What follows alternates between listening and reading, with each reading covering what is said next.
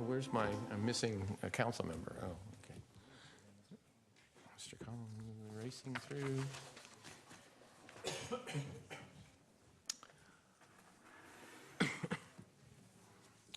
Okay, good evening. Welcome to the City of San Carlos City Council Successor Agency to the Redevelopment Agency / Housing Authority regular meeting of March 12, 2018. Would you please rise and join me for the Pledge of Allegiance? I pledge allegiance to the flag of the United States of America and to the republic for which it stands, one nation, under God, indivisible, with liberty and justice for all. All right, thank you. All right, are there any changes to the order of the agenda? Nothing from staff this evening, Mr. Mayor. Anybody from the dais want to move it around? Okay. Mr. Rubens, is there any report from closed session? There's no report, Mr. Mayor. All right. Number 5 is public comment. Persons wishing to address the City Council on items not on the posted agenda. I do not have any cards. Is there anyone wishing to speak on any item not on the posted agenda? All right, we'll move on. Item 6 is consent calendar. Consent calendar items are usually done in one motion. I'll listen for a motion from the dais. Mr. Mayor, I move approval of consent calendar items A through F. I second. All right, it's been moved and seconded. Any discussion? All right, roll call, please. Councilmember Collins? Yes. Councilmember Grocott? Yes. Councilmember Johnson? Yes. Councilmember Obert? Yes. And Mayor Grisilli? Yes. All right, item 7, reports to council. Reports to councils are updates on key city projects by city department heads and staff and city council subcommittees. They are informational in nature, and no action will be taken on these items at this meeting. 7A is a report to council on upcoming Adopt a Unit activities. Chief Rothus. Can we still call you Chief Rothus? Or? I think we have to call him Sheriff Rothus. No, but I mean, when is it official that you're not our chief anymore? I'm still the chief. I'm going to be reporting out. Good evening, Council, Mayor Grisilli, members of the City Council. Greg Rothus. I'm still the chief. I will be until on or about the 26th is when I'm going to give my annual report to Council. So I'll be back before you in 2 weeks. Okay. And I have, I think, at least 3 items on the agenda that night. So a big police night. And the new police chief, Mark Dury, who happens to be here on the gun item tonight to help if there's any need for that support, he'll also he'll be there as well, and will probably be introduced at that time. Okay. Welcome. Welcome, Mark, also. Thank you, Mr. Mayor, members of the City Council. Probably last year, sometime early last year, the City Council decided to participate in the Adopt a Unit program in support of the 101st Airborne Division of the Screaming Eagles. And let me give a little bit of background on that. It's the weekend of March 23rd, marks the 50th anniversary of this program, and that's what I'm here to talk about tonight. It was actually started in 1967. A sergeant by the name of Joe Artavia wrote his sister.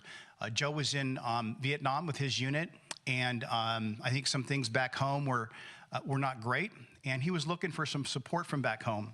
And so his sister decided that they would adopt his unit, and that's how the program started 50 years ago. Linda Patterson, and she's still involved in the program today, and she's still helping shepherd it along. And so what the Adopt a Unit program does, and San Carlos does participate in it, and we've just started, so we're kind of still at the point of fundraising and gathering funds. But it's essentially when the troops are deployed overseas, there's just, you'd be surprised at how many of the conveniences and things that they can't get, whether it's a good shaving cream, whether it's shoelaces or just snacks and things to eat, just getting care packages out to the troops, especially around the holidays and those kinds of things. And the community participates, their kids get involved, and everyone gets involved. So the weekend of the 23rd is going to be when that's going to be celebrated here in San Mateo County. Each city is going to participate and have their own thing and do their own event. And in the city of San Carlos on Friday, March 23rd, Hiller Aviation Museum is going to open their doors for free to the public.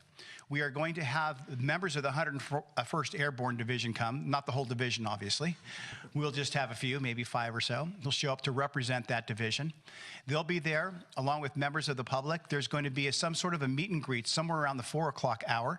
And at that point, Mayor Bob Grisilli will say a few words and recognize the division. And so we just wanted to get this information out in front of the public, let them know they're welcome to come, bring their families, and it's free of charge. And we hope they'll come down and support the troops in that event. All right, thank you, Chief. Appreciate it. I'll be there. Okay. The next item on our agenda is item 7B, report to council on the city's reserves, unfunded pension liabilities, and unfunded capital projects. Is Ms. Mendenhall?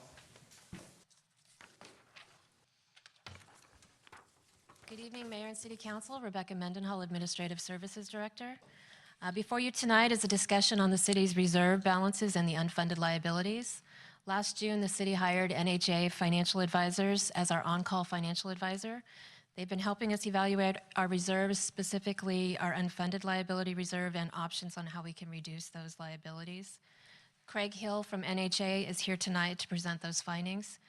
Since this is just a report to council, any recommendations would be brought back at a future date. So I'll turn it over to Craig.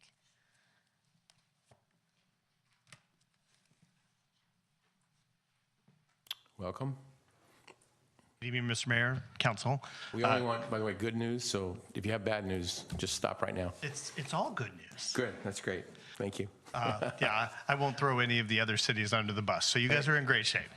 Again, Craig Hill, NHA Advisors. We've been working with the city now for since last year on this particular project, but off and on over the last 5 years. So really, as was already addressed, we're going to tackle two things. One, from a capital or from a reserve perspective, what you've got, the different buckets that you've got, and then what your liabilities are. And as you and many other city councils around the state are always asking the question, what should we be doing with these fund balances? Do you hold on to all of them for a rainy day, or do you apply them towards known, deferred capital or unfunded liabilities such as pensions? So let's start with the current reserve levels. You all were provided with a staff report, which also included our memo that was done based on the analysis we had looked at earlier. And for the most part, the great news for the city is that your financial position is very strong. Even in the community or in the peninsula with all of your competing cities, your numbers are still exceptionally high. The fund balances that you have, which you've got designated into different buckets, are all on the higher end of the threshold. And we'll show you that in a second with one of the other ones. But as of March, you've got a committed fund balance of almost 15 million. You've got an unassigned balance of around 2. You've got the assigned general fund balance of around 12 million.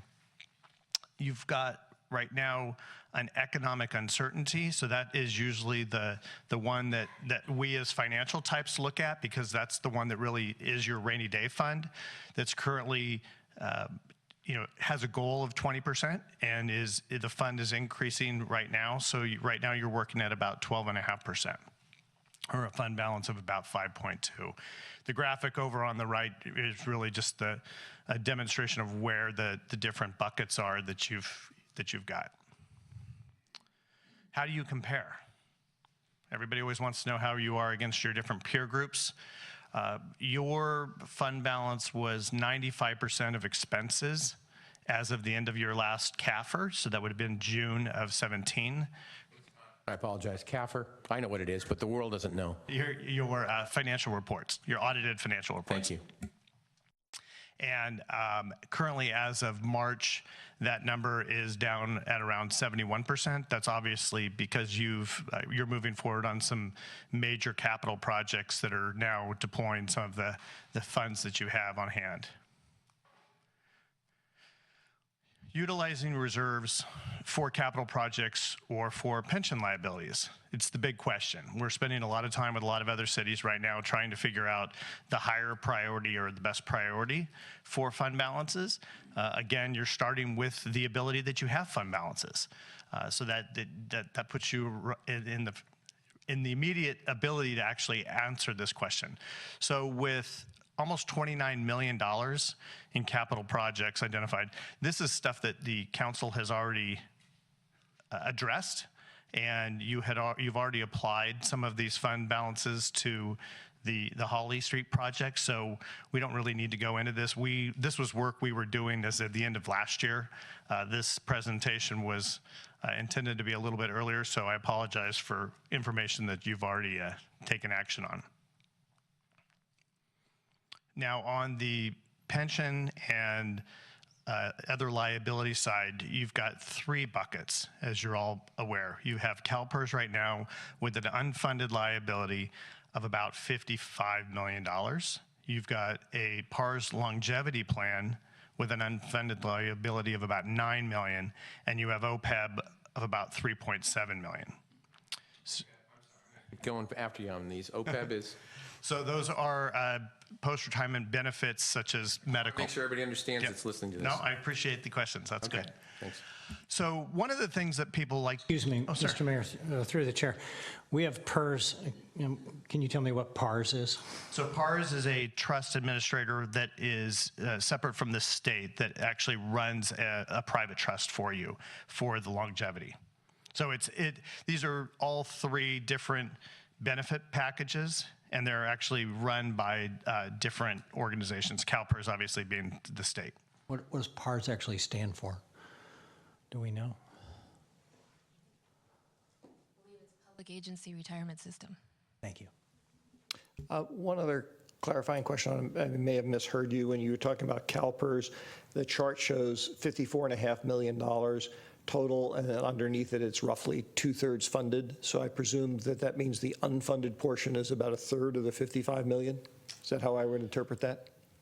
Yes. So the way that when you talk about unfunded liabilities, it's a balance sheet, right? There's assets and liabilities. So the way that the actuaries will calculate your existing employees that are in the system, they will say that the gap, if you will, is $54 million between the assets and the liabilities. It's the differential. It's not the actual bucket, if that makes any sense. I don't understand the relationship between 55 million and 66% funded then. So, yeah, let me try to. And frankly, the reason I'm asking is because I thought I knew roughly what the number was. And in the unfunded portion, in my recollection, was never anywhere near $55 million. It was closer to about 18, which would be about 1/3 of it. But I'm happy to be corrected. I just want to make sure I understand what I'm Okay, saying. yeah, I'll need to go back and look at some of my notes to correct that. I'm just, you get some numbers people up here actually understand a couple of these things. Sure. So we're funded. What's the percentage of funded, and what's the amount funded then? Is it 36 million? Is it 54 million? What is the number? That's the same question. I know. What is the number? Rebecca, what's the number? So this is the amount, if you wanted to pay off your liability today, this is the amount you would have to come up with. So So in other words, we basically then we have 150 million funded, you have, because the third we don't have unfunded is 54. correct. Okay, so approximately total of 200, ballpark, we've got 150 that we're funded, is that right? Because that's what you're telling me. Right, no. Yes, because I'm subtracting 66 from 100, and I get like you were saying. Right, 1/3 of your total is not funded. And the third is 54 million. Correct. Okay, which doesn't So it's 150 million. tie up to what you were. No. And possibly if you look at the bottom right-hand corner of this slide and you start to see some of the individual numbers for plans, perhaps the reason one of the other numbers is pretty close to that's jogging your memory is if we were talking about like the miscellaneous plan or one of the others. But, you know, I know from past iterations, this is actually kind of a favorable number from the Belmont San Carlos Fire perspective from some of the numbers we saw 5 years ago, so that were higher than the 54 million. I anticipate we'll have some more in-depth discussions.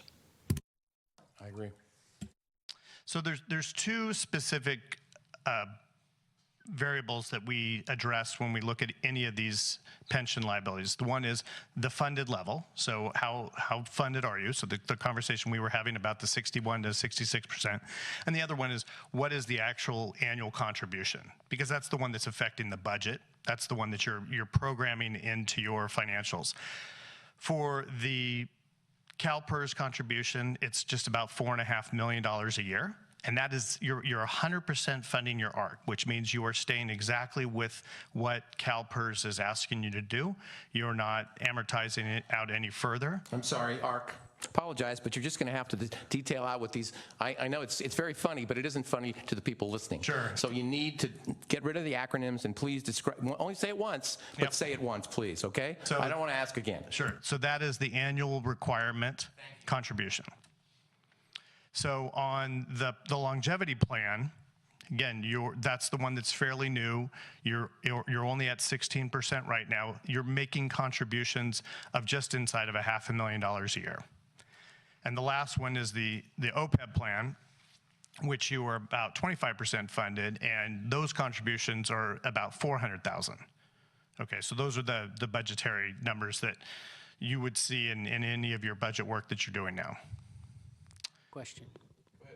So go back to where you just were then. So you've got one of these, the 54.5 is 2/3 funded. The PARS is 16 and the other is 25%. So if you wanted to figure out what is the total unfunded, you'd have to do the math on each one of those and then add it up. Have you done that on here? We have that in our model, but I don't have it. But it's not on this no. slide or any of the next slides. And just some background on why those numbers are a lot lower. Those are newer plans. I mean, CalPERS has been around forever and the city has been contributing for a very long time. The longevity and the OPEB are more recent plans and where there was identified unfunded liabilities. So the city, along with a lot of other cities, is just now starting to try to tackle those liabilities. And that's why it's not uncommon to see the funding levels really low on those types of liabilities. Okay, and all these that you're showing us is under the assumption the same that the state has on what estimated returns are on investment, which is about 7.5%, I think. 7.25. So these are snapshots in time, right? So these are all as of the last reports that were provided by the actuaries. But the underlying assumption is 7.25? 7.25 this year for CalPERS, correct? But not for the others? The PARS and OPEB work under a different model, so they don't have that designated hard number like you always hear when all the reports and all the news that you're hearing is specific to CalPERS. The OPEB. Do they have a number, or do you have a number of what actual return on investment is? For the other two? For the PARS, it assumes. No, for PERS. For PERS? PERS is making an assumption of 7.25, but they're not getting 7.25. Fiscal year, I can't remember. Half year, 16% already. Yeah. The PARS fund estimates about a 4% return, and the OPEB plan is 7.25. Now, you just threw out 16 for PERS, but that's a snapshot. Talk about a snapshot in time. That's 1 year, right? So yeah, But they go, the 7.25 is based on what kind of running year average? that's what, for the contributions that they're asking their member agencies to make is based on 7.25. I know that. But what I'm saying is they figure that based on a running average of, what, 3 years, you say, Rebecca?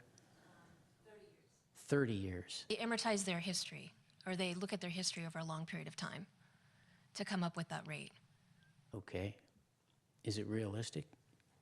Well, that's one of the things that CalPERS board has been working on. And we'll get to that, some of the changes that they've made. They've made a lot of changes in their assumptions over the last 5 to 7 years, which have increased our costs.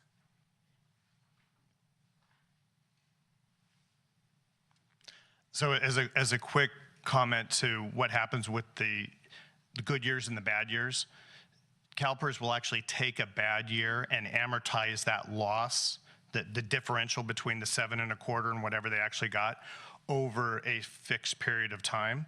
And they'll do the same thing with the gain. So everybody, let's suggest that they do actually get 16% for the entire year. Right now, it's only for the 6-month period. If they can actually pull that off for an entire year, everybody wouldn't see the 9% above the 7.25. It would be something that would be a benefit that gets amortized out over time. They're trying to minimize the shock of what the annual contribution would be. Okay? So one of the things that we are very interested in making sure that policymakers understand is what the projected real payment or contribution is going to be for any city over time. CalPERS puts out in their reports their projections based on the implied 7.25% and dropping down to 7% investment returns based on what the city already is contributing for. There's different what we call bases, and those are the different colors on this graphic.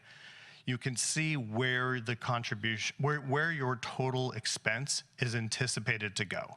So right now, the city is contributing just over $5 million a year into the plan, and it is expected in 5 years to be about $7 million, and it will peak, all things being equal, all the assumptions being equal, it should peak in about 10 years at $8 million. And then as some of these bases are now paid off, the contribution will be theoretically coming down off the back end. Question about that. Those projections about annual contribution levels, are they based on third party or your own projections of rates of return, or are they based on what CalPERS is sort of officially denoting as what their targets are? 100% on what CalPERS is stating. It's basically all looking at CalPERS? Yes. Fine, thank you. So this graphic is broken out into the different portions of your rates. As you can see what the assumptions are, some on the right. You've got your miscellaneous plan, you've got the Belmont San Carlos joint venture, you've got the Redwood City and the safety plan, longevity. All of those are playing into this, and you can see based on the different color codes which ones are moving and which ones are not.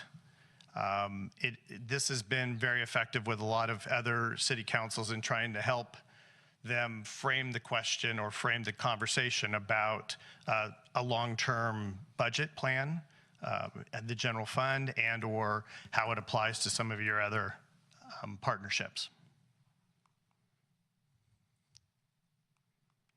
So what are the key takeaways from that? You've got, as I mentioned, the unfunded liability has risen between 35 and 45% over the last couple of years. As Rebecca just mentioned, that's been primarily due to some major assumption changes that, along with their more recent investment returns, have really compounded a problem for most member agencies. You have longevity issues, you've got investment earnings, and what we have seen from a lot of member agencies is you now have a smaller labor force, your smaller employment base, so the contributions are actually becoming a bigger part of your budget.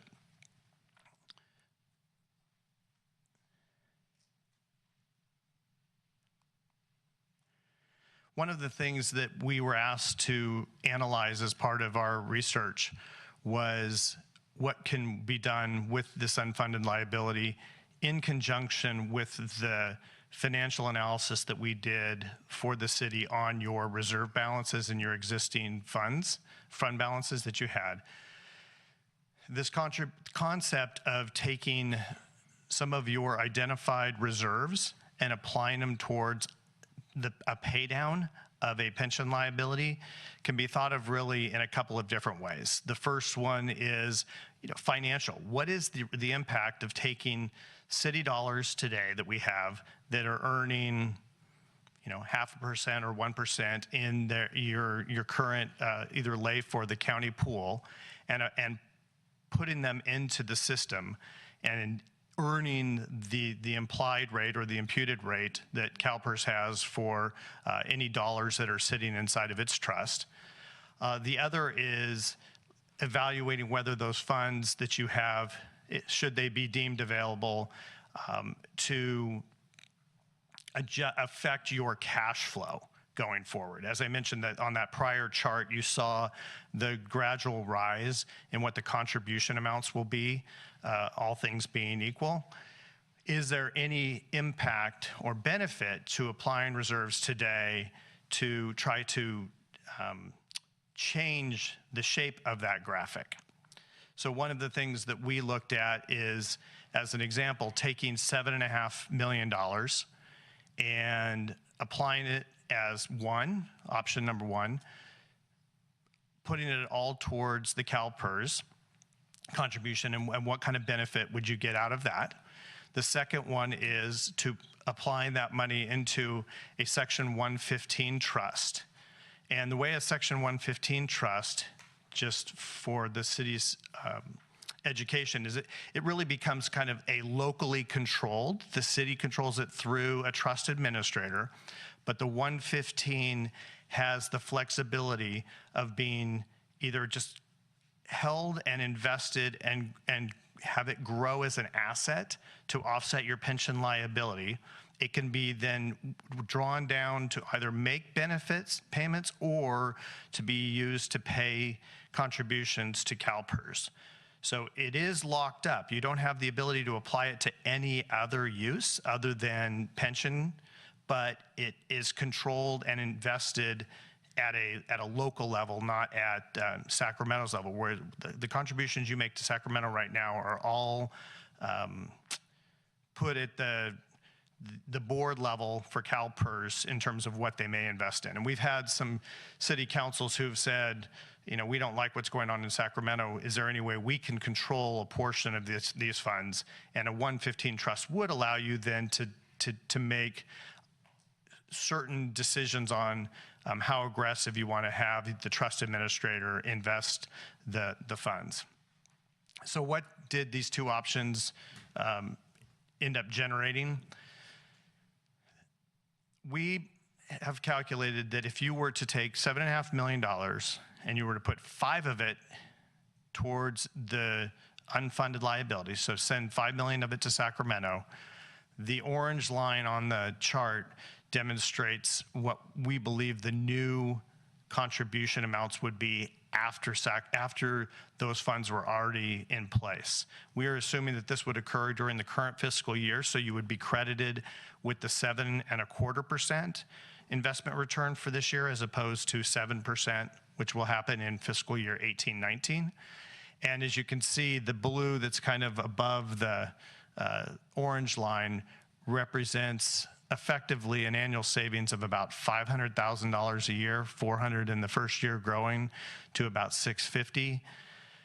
It nets about $4.2 million in savings to the city. So call it interest earning savings, but the benefit of $5 million is effectively a $9.2 million change in the payments to CalPERS. The $2.5 million, if you were to choose to put it into the 115 trust, and again, assuming a more conservative earnings rate of 4%, would save approximately $900 to or $1 million over the next 10 years.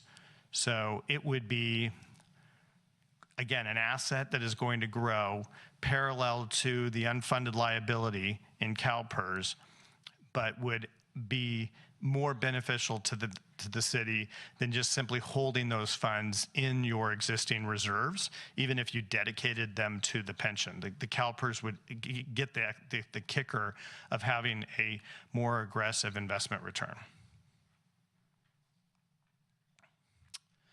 So what are the considerations and what were what was our takeaway from the analysis that we did? Your city fund reserves are extremely high.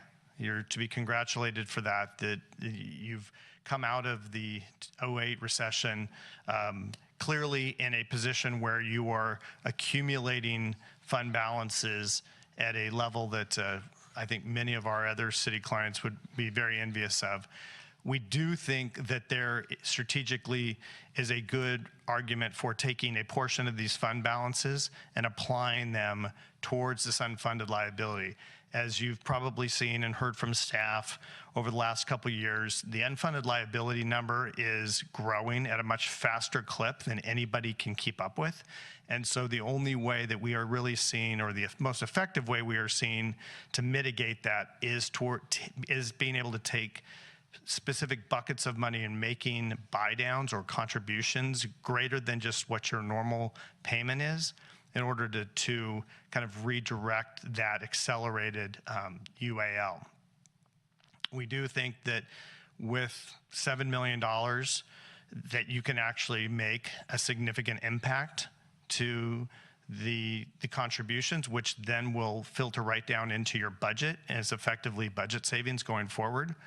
And we'd like to recommend the Section 115 trust only because it gives the city local control, and it gives the city the ability to put money into a trust that, again, can't be used for anything other than pension, either liabilities or benefits, but it does allow you then the flexibility to choose on an annual basis what you want to do, whether you want to contribute more into the trust or use funds from the trust to either pay CalPERS as a portion of the normal payment or go out in benefits. And we think the economics of both of those make a lot of sense for the city. So with that, I will, that's it. Okay. Questions? Mr. Collins? Thank you, Mr. Mayor. So I understand all the recommendations. What would be a poor decision on our part? What would we do that would not be wise? Leaving it where it is, just in a reserve account, not doing anything with it? I think the probably the weakest option would be to leave it liquid in your reserve balances that are not currently not being actively invested at rates anywhere near what you get with money that gets put into trust funds, right? So trust funds take a long-term view. Even the Section 115 right now are getting 4%, north of 4%, which is significantly different than a LAIF contribution or even the county pool. I mean, we are seeing those interest earnings coming up, but the delta between the two is still pretty large. So if the city is confident that these reserve levels are sustainable and it truly is excess, then not applying it towards what your growing liabilities are would be probably the poor decision. Okay, thank you. Mr. Grocott? The assumption on the second option is 4% as far as return? Yeah, conservatively, As right. So can you give us a little background on where that 4% comes from? Yeah, I appreciate that question because that's actually a conversation we've had quite a bit. From a policy perspective, I think the big conversation that's been coming up around pension trusts is should the investments be aggressive? Should you be in the equity market? Should CalPERS be speculating in commercial real estate and things like that? The Joe Nation is, come out on record a number of times stating that pensions should probably be invested in treasuries, right? Joe Nation is?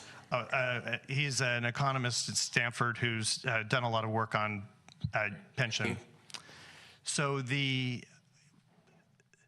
4% number is a number that a lot of those in the industry are using now as a kind of non-equity portfolio. So while any money that you give to CalPERS is invested without any input from the local level, right? They have their board and their own investment policy group that comes up with what they're going to invest in. With a 115, you have a trust administrator who will sit with staff, city staff, and say, what is your tolerance for risk? Do you want to be completely risk averse, in which case we'll suggest that you invest in this portfolio of, could be corporates, could be treasuries, it could be agency bonds, whatever. That's why we look at, there's a lot less risk, and most of these administrators, and we don't have any relationships with PARS or any, PFM is another provider of the 115 Trust Administration, but they will all generally tell you that you can take a much more conservative portfolio position and get 4% in the long term. It isn't what CalPERS is telling you at 7.25%, but it's also not yo-yoing like we get with with the CalPERS portfolio. And another question is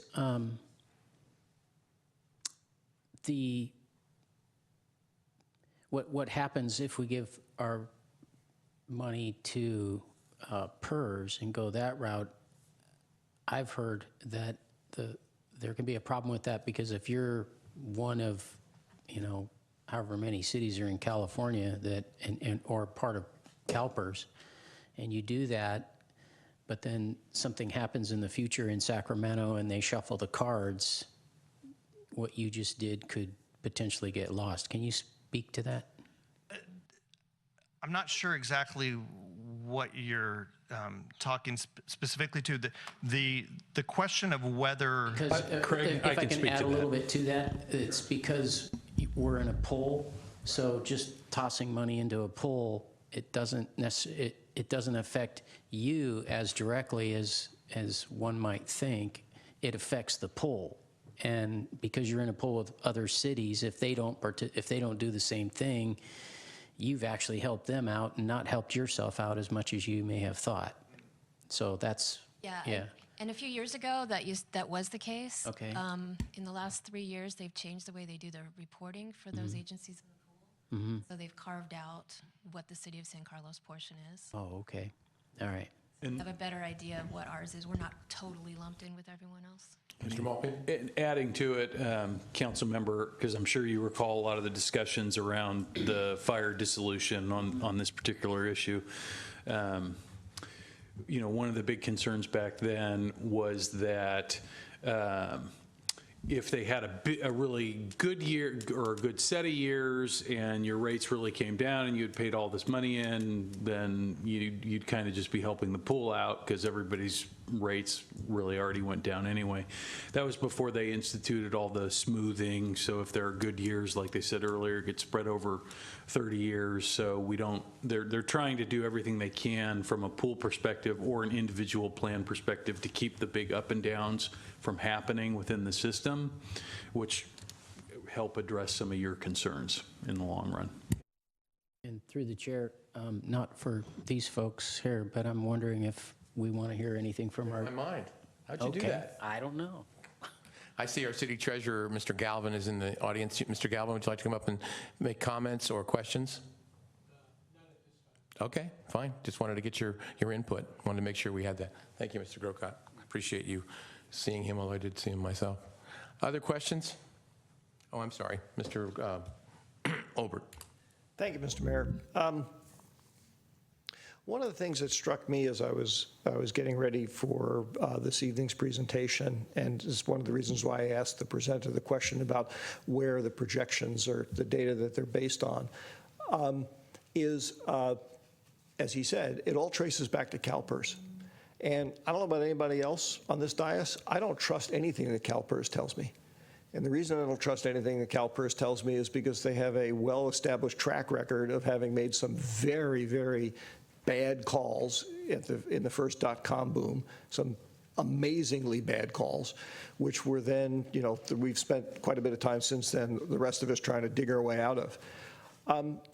What would really help me, but certainly before I could make a rational choice about whether to pursue this creative option that was presented here, and I don't mean that as a fob off. I think actually is pretty creative and it looks like it might be interesting. But what I would really need to see is I need to have a better sense of what we believe, not what CalPERS is telling us, but what we believe based on our plans and what a reasonable person would take as a reasonable set of rate of returns, what our pension cost contributions are likely to be 5, 10, 15 years out, okay? Because that's the time horizon that we're talking about. I personally think that we ought to task staff with identifying some consulting resources. I wouldn't expect staff to be able to do this themselves, although if they want to take a shot at it, it's fine with me. To go off and do that and come back to us, don't do projections based on what CalPERS is saying. Do projections based on what CalPERS ought to be doing or ought to be saying, if they were being honest with us. And to me, that's the starting point for figuring out what we're going to do. Because if it turns out, to be perfectly frank, for me, if it turns out that the cost increases, the annual contribution cost increases between now and, say, 2028 is an extra $5 million a year in operating costs, I'm not sure I would do this deal that you're talking about. Because frankly, I think if we do our job as a council and as a city and grow the business of the city and grow the community and continue to see the kinds of things that we've done, we'll be able to cover that out of our normal revenues. We won't have to have put aside money at all. And instead, that money, which is currently talked about being put aside, could be used to do something else that might improve the quality of life for people today in San Carlos. But I can't judge that without getting a better sense than I'm ever going to get from CalPERS about what the future 5 or 10 or 15 years out looks like. So I don't know if anybody else is interested in that, but that's what I'd really like to see us do rather than just go through these exercises every year where we say, well, okay, CalPERS has now told us the new number is X. It's like, okay, great. I'm not trying to diminish the work staff's done. It's very important. I appreciate the update, but that's what's already happened. I want to get a sense of what's going to happen, not what has already happened. I tend to agree that I have the same faith in CalPERS that you do, which is not really high. But the only caveat I have with your comment about getting someone to come in and tell us what the future is going to hold, you could get 3 different people telling us 3 different things. I mean, somebody would say CalPERS is being really conservative. CalPERS is off the charts, that should be 2%, or CalPERS is, like I said, conservative, it should be 12%. I guess, who do you believe, who do you trust on that? That's the only issue that I would have. It's going to be somebody or some company is going to go out and try to project out for the next 10 or 15 years, and I wouldn't want to bet too much money on that kind of an item anyway. But that's the only caveat I have with your second part of your comment. Can I I'll be trying very briefly to respond to that. You're absolutely right, Bob. I mean, I've done a lot of planning, strategic and financial in my life. And the one thing that we always used to remind people and ourselves about is the plan is nothing. Planning is everything. Okay, so the one thing you can be guaranteed of is whatever number you come up with, that ain't going to be what's going to be there. Right. It's more identifying what the risk factors are, the trends, the issues. I mean, simply even knowing or getting, let's say, a general sense from several experts, yeah, CalPERS is probably wrong in these areas. That would help me, because then it would reinforce my belief of we need to do something different. Well, I'm sure you could find somebody to tell you that CalPERS is wrong. I guarantee on that. Mr. Collins? Thank you, Mr. Mayor. Craig, my question to you is, how many of these studies have you done? How many do you do each year? How do your findings compare to what CalPERS assumptions are when you do these? So during the current fiscal year, this is probably our 15th analysis that we've looked at. And originally, the work we were doing for the city was purely on the financial and the capital side. This was kind of an add-on as we really started looking at uses for some of your reserves that got us into looking at the pension. We're not actuaries, right? We have brought actuaries in to answer some of these questions before. If you really want to model out different what-if scenarios, that they're exceptional at coming up with all kinds of different scenarios, whether it's investment or mortality rates, right? All of that is what really is whipsawing these numbers on a daily basis. I would say that the conversation you're having is in the majority of what most of our communities and the councils are having. It is, we don't necessarily believe what's coming out of Sacramento. All we're being told is we're having a big number that's coming our way that we need to figure out how to address. The conversation has turned to a little bit, we don't trust Sacramento. We want to take more money out of, or minimize the amount of our contributions into CalPERS and maybe maximize what we can put into a 115 trust, which we then feel like we can own and control and have a better idea of what it's going to do.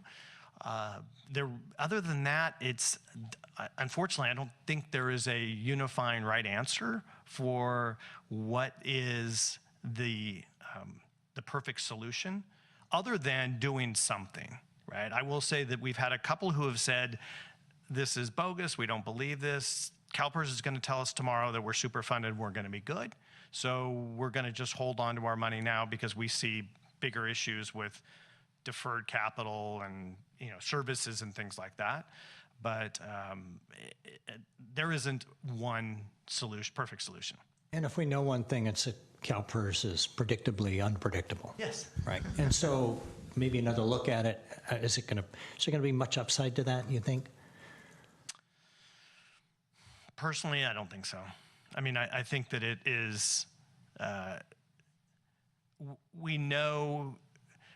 see the variance in CalPERS settling down a little bit, but it's still moving, right? It's still, I mean, even just this year, like I said, we've been doing these just in this current fiscal year, starting in the fall. And at that time, CalPERS was coming off a 0.2% investment return year, right? So everybody was, oh, this is terrible. This is why we got to get out of this. And then they just announced, I think in late January, that for the first 6 months, they were doing 16%. And they love to get that in the media, right? So then we're getting the calls from council members and city managers and staff saying, how does that affect everything we just talked about? They just earned 16%. But as Rebecca said, they don't just give that to you right away, right? That now gets amortized to slow it down and try to calm the seas, and it's the same thing on the losses and the gains. So they're trying to make it do a little bit less, or be a little less turbulent. Okay. I can go ahead, add sorry. my 2 cents, just for having dealt with PERS for decades. Certainly PERS made some very bad calls in the past. In recent years, setting aside their investment portfolio return, whether it's up, whether it's down, I'm not going to pass judgment on that. But they have been trying to do the right thing, but you end up having these competing interests, right? We all want them to get PERS right so that we're paying the right amount. We're not overpaying, we're not underpaying, we're not generating all that liability. There's a lot of cities in California, even today in this upcycle, that are struggling financially, and they can't afford the kinds of increases in their and PERS is sensitive to that, and they're trying to make a decision that can apply statewide to all the various PERS agencies. But there's 3 things that we know for sure right now. Unfolding for the last 30 years, their discount rate, even at 7%, is probably too high. It just isn't penciling when you look at the history. We know that there's still a problem with the average life expectancy of a retiree. The fact that people are living longer has a direct impact on how much they're taking out of the pool. And that's going to have to be adjusted. And I doubt there's anybody in the room who thinks, when we get to, 2035 or 2040, life expectancy isn't going to have gone up even more from where it's at today, which isn't high enough for the plan. And then the other dynamic that has a big impact is, and particularly when we see down cycles, every time we have a down cycle, local government in California is getting smaller and smaller. So the number of employees in the plan that we're paying for is shrinking. And that puts more of a premium per employee in terms of the cost. So I could almost guarantee you that whatever that curve looks like today, the curve probably looks very similar to the shape, but it's probably higher. Leaving prepayment and all those issues that you're talking about tonight aside. Those are the things that we know the board, CalPERS board, is agendizing and has been talking about, and they have been making progress on. But they've also very openly spoken about, wanting to respect the agency members' ability to pay and not just, jack it all up in 2 or 3 or 4 years. This is, what happened in the early 00s with the major retirement enhancements and giveaways was akin to a really bad mortgage. And we're in the middle of paying that mortgage off. You can see on the curve, there's still time to go. We're making progress. As Councilmember Olbert pointed out, this is really about, at the end of the day, the thing that's most important to us is our ability to pay this year. If we get to a point where we don't have the ability to pay this year, that's a real problem. That's a today problem. So, whether or not, we think that, we can hit that bar in the future, it's not money that you're giving away. If you prepay and you're kind of getting 2 for 1 over time in terms of your dollar, that's an investment, but it comes at an opportunity cost. You can't spend that money on other infrastructure projects that you need to do in the city. The good news is, to the ability that you're throwing off fund balance and increasing your reserve potential or your annual savings, which gets reinvested under other funds, prepaying means you're bringing down your future PERS cost. Whatever you would be paying next year is going to be less, and you can take that money and put it into your capital fund. It's not $7 million, it's $500,000. So that's really the trade-off of what we're talking about here in terms of, but I can tell you without any hesitation, our liability is greater than what's being shown here if you want to talk about sort of real-world PERS analysis. I think the OPEB, other post-employment benefits for you, Mr. Mayor, liabilities are much more accurate. They're done with our own actuarial based just on our city retiree population, whereas with CalPERS, we're really dependent on their numbers because we're part of a pool. Right. And so we could analyze our own retirees and our own employees all we want, but without the pool data, we wouldn't be informed about what's happening at PERS. Okay. Mr. Grocott, last comment? Last comment is, Or question? if we want to take action on this, we're going to have to agendize it. I certainly would be interested in that. I don't know if we Yeah, have I would others. also be interested in agendizing this item. What are we talking about agendizing? Whether the recommendation from staff should be upheld or there should be something different put to it. Okay, personally, I'm not interested in agendizing that until after we've had some discussion and get some more information about what we think is actually the state of the future. Okay. That's, so far we have 2. Anyone else? I'll agree that we should agendize it. Mr. Mayor? Go ahead.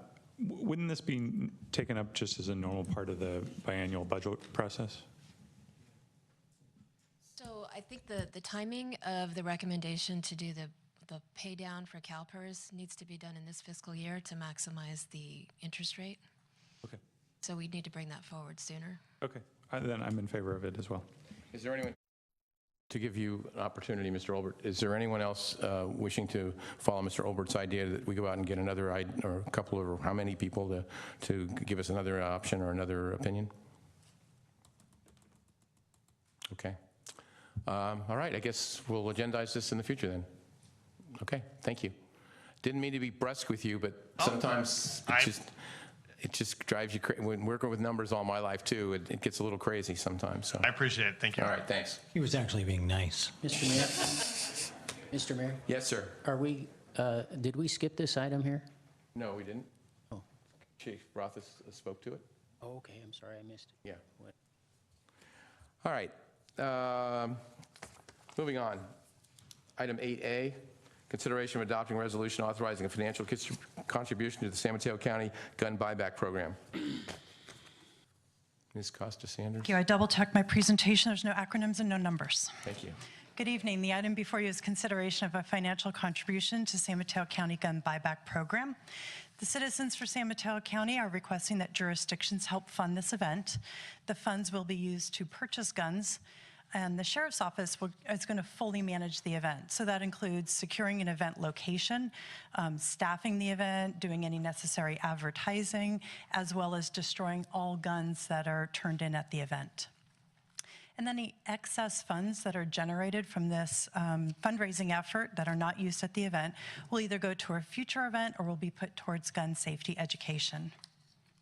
So the item before you tonight is to determine the contribution amount you would like to make towards this event, and then adopt a resolution authorizing the financial contribution to the program. Danielle Lacapagnana, I probably messed that up, representative for Citizens for San Mateo County Gun Buyback, is also here and would like to give the council a very brief presentation. And she can also provide an update on the funding that's been requested and the action on other jurisdictions. And then also from the Sheriff's Office is Mark Dury, who can respond to other questions on the program. So I'll let Daniela speak now, and then I can answer questions that you may have. Danielle, la campagna. It's Italian, I get it. Good evening, Mayor Grisilli, Vice Mayor Johnson, and council members. I'm here today as a member of a volunteer group called Citizens for a San Mateo County Gun Buyback. Our group approached San Mateo County Sheriff Bolanos in February to suggest that San Mateo County put on another large-scale gun buyback.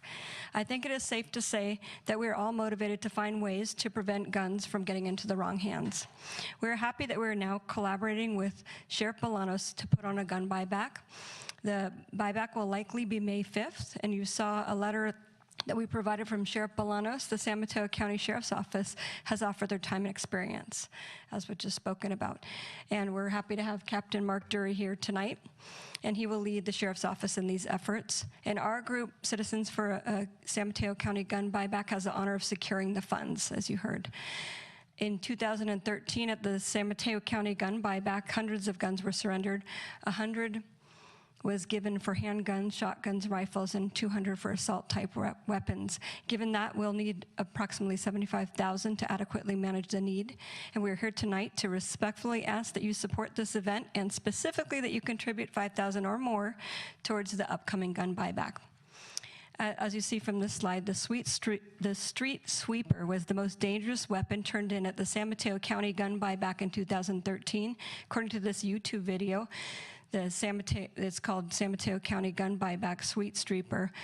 It has the previous sheriff describing why it's so deadly. We're not going to play it. It's just 40 seconds if you want to look at it at some point, but it's quite impressive.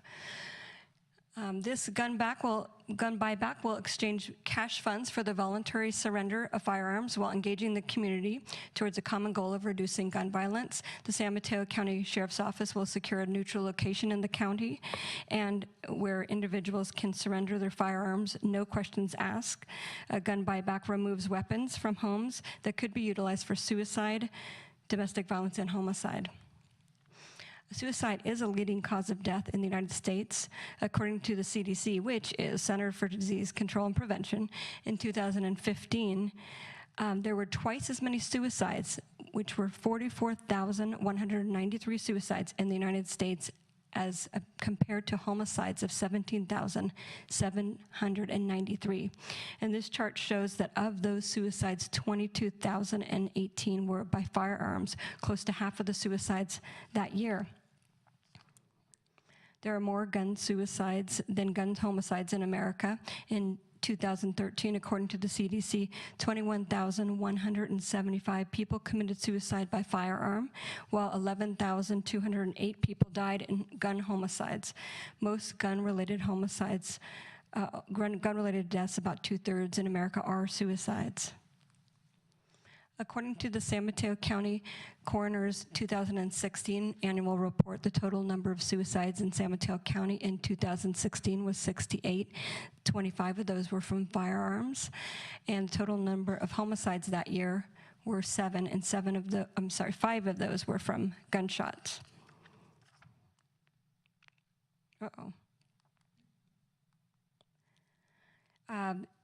Just to cite a couple studies.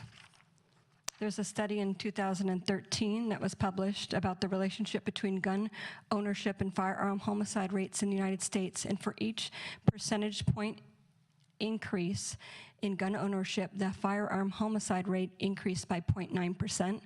States with the higher rates of gun ownership had disproportionately large numbers of deaths from firearm-related homicides. Another study in 2014 was of 3 cities, and it concluded that the buybacks are one-pronged to a multi-pronged approach in reducing firearm violence. Almost 70% reported turning in their firearm because of safety reasons. Of those who cited safety reasons, only 59% had training. 54% of firearms relinquished were acquired through inheritance, gift, or random find. A buyback would allow for a venue to surrender unwanted guns safely. In at least one city, as many as 30% of those weapons used in gun-wielding criminal acts were burglarized from homes. A study out of Connecticut in 2015 found that the individuals who turned in guns at gun buyback events and the individuals who committed suicide are similar in age, as well as they are predominantly white and male. Medium caliber handguns account for the majority of crime and fatalities, and buyback programs collected smaller caliber handguns. Buyback programs are an opportunity to remove unwanted handguns from the community and from the homes of individuals at increased risk of suicide. So with your financial support, we can be successful in this endeavor to remove many guns from circulation and make the streets of San Mateo County safer for those who live and work here. We have approached almost all cities and towns in San Mateo County with a very similar financial request, and we've received very positive responses with commitments from Redwood City and San Mateo. And we are on the agenda at council meetings tomorrow night at Belmont and Woodside, and in Foster City next week, and we are anticipating getting direct commitments or being on the agenda at many other cities in the coming weeks. Thank you so much for your time this evening. Okay, there may be some other questions later on. Captain Jury, did you have anything that you wanted to add? No, I don't. Okay. Well, then I'll ask a first question. Did you get, when you went to the other cities, did they commit dollars? Redwood City and San Mateo? Yes. Okay. I'm sorry. I'll ask How the much? Yeah, I'm sorry. I apologize. believe in San Mateo it is 5,000, and in Redwood City, I believe it's the same, but not entirely. Minimum of 5,000 for Great, Redwood City. great. Okay, thank you. All right, questions, Mr. Olbert? Thank you, Mr. Mayor. Thank you, Danielle. Good presentation. One thought I had, I just wanted to get your sense of, is in terms of your marketing program, so to speak, of encouraging communities to do this, would some kind of structure, like if we were to commit funds on a matching fund basis, would that help, hurt? Have no idea? You know, just what's your reaction to that? Well, that could be helpful. I would think that could be helpful. We are really looking at city councils first because we want it to be kind of a galvanizing event, and we feel like it's a reasonable ask. Oh, sorry, what I meant is matching. In other words, we would, the idea would be we would match whatever Redwood City, San Mateo, whatever put in. Oh, okay. Not as an individual match, right? That's a different Right. thing. No, that sounds good. That sounds, I mean, I'm not a financial person, I'm not a salesperson, but it sounds like it would be good, and maybe Nilu can speak to that too. She's also from our citizen group. I think that would be helpful. I think the more cities that sign on earlier, the better. And there's no reason that a match wouldn't encourage other people to sign on. And we're actually hoping that the more the cities give, that we can go to the Board of Supervisors and ask them to match. There you go. Okay, great. Mr. Collins, question? Thank you, Mr. Mayor. Thank you, Daniela. Nice presentation. What happens if the Sheriff's Department gets more than $75,000? What if the cities collectively gave 100 or 120,000? Does that change anything? That would be a great problem to have, first of all.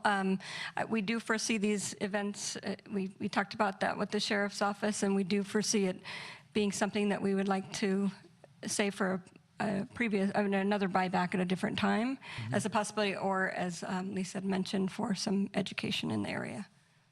Do we get into a situation of diminishing returns if you have too many of these buyback programs, or Well, the last one on this scale was in 2013. That was done by the Sheriff's Office, is my understanding. There have been some other smaller ones, like there was one in Daly City that was fairly small this past fall. And Right. having another one in May.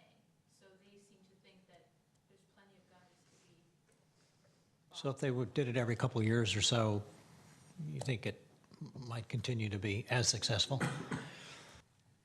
I just would threw think, out a I would couple of think years. so. I don't know Well, if we've what the- done quite a bit of research in this area, and just it looks like they're being done repeatedly in different areas in more greater frequency than we have them. So we believe it would be successful to have it be a repeated event. All right, thank you. Okay, Mr. Olbert, another question? Go ahead. No, I'm just going to make a motion, but you. But we have public that have to speak, so. Okay. I have some speaker cards here. If there's no other questions from the dais. Michelle Sorrell? I'd like to keep your comments here about 2 minutes if you could, please. Good evening, Mr. Mayor and council members. I'll be very brief. My name is Michelle Sorrell, and I'm a resident of San Carlos. And I would encourage you to vote to fund the gun buyback program being put on by Sheriff Bolano's office. Thank you. Okay, thank you. Next speaker is Rebecca Dodson.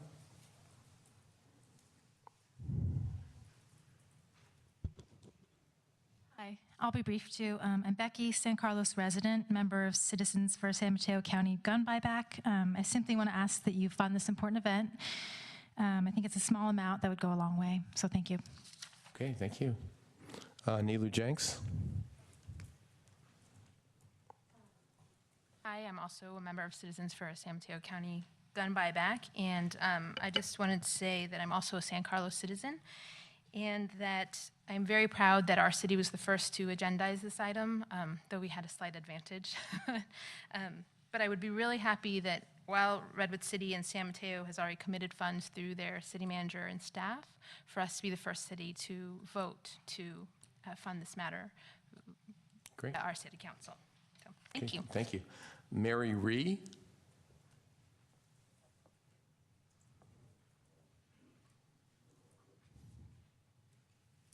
Welcome. So my name is Dr. Mary Ree, and I'm a pediatrician and a San Carlos resident. I fully voice my support for this program. The American Academy of Pediatrics says, quote, "The most effective way to prevent firearm-related injuries to children is to keep guns out of homes and communities."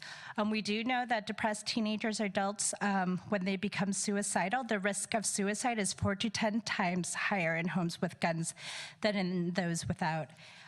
So the AAP recommends that parents of adolescents at risk for suicide or depression, they remove guns and ammunition from their homes.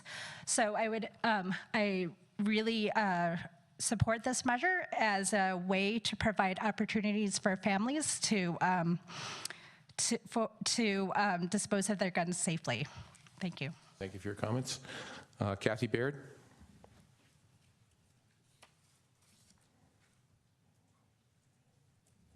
I'm a resident of San Carlos, and I just wanted to add my support for funding this gun buyback initiative in the county. Thank you. Is there anyone else wishing to speak on this item? Okay. Now can I make my motion? Now you can make your motion. Thank you. No. I know it's been. Oh, sorry, I just pressed the button too soon. No, great comments. And actually, by the way, if anybody's interested in, Seth Rosenblatt, who's a member of our community, posted a very interesting article on his website, rosenblatt.org, talking about something called hindsight bias as it relates to gun control thinking, and it's definitely worth reading. But in terms of a motion, I'd like to move that we contribute, the city of San Carlos contribute $25,000 as a matching fund for matching contributions made by other communities to this program. Would it be like up to $25,000? Is that your? Or? Yes, that's what I was thinking. Okay. Sorry. Up to $25,000. Yeah. Okay. Again, just to go through it, we need a second. I'm sorry, we need a second to that motion. Is there a second? I'll second. All right, moved and seconded. So basically, it would be if the other folks come up with the other cities and so on come up with 25,000, we'd match it. The cumulative. Mr. Mayor, could I offer a competing motion? Sure. Since we have the money, I would like us to authorize 50,000. I think, and there's a reason for this. I think this could be set a clear example. It can encourage a lot of other cities to do it, and that's one of the reasons I asked the questions. If more money is raised, you have more gun buybacks. That's not a bad thing. So I want to see if I can get a second, but the money's in the budget for this. I don't see any reason why we shouldn't spend up to 50,000. Okay, thank you. I didn't quite hear the number originally. Thank you. Is there a second to Mr. Collins' motion? Okay. Rule of order question. Yes. Since I moved the first one, am I allowed to second the the revised motion? Yes, you can. I will second Ron's motion. Okay, it's been moved and seconded. Okay, discussion. Well, I certainly, I certainly support money to do this, and I certainly understand Mr. Collins's enthusiasm for the amount. However, I feel Mr. Olbert's first motion is a little more practical to the fact of matching the 25, and I think we'll come up with that 25. I just think it's a little bit more prudent.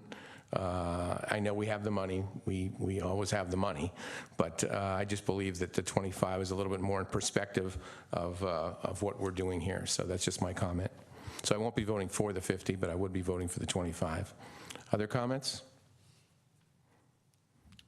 Hearing none, I guess we'll have a roll call on Mr. Collins's vote, or motion rather. Councilmember Collins? Yes. Councilmember Grocott? No. Councilmember Johnson? Yes.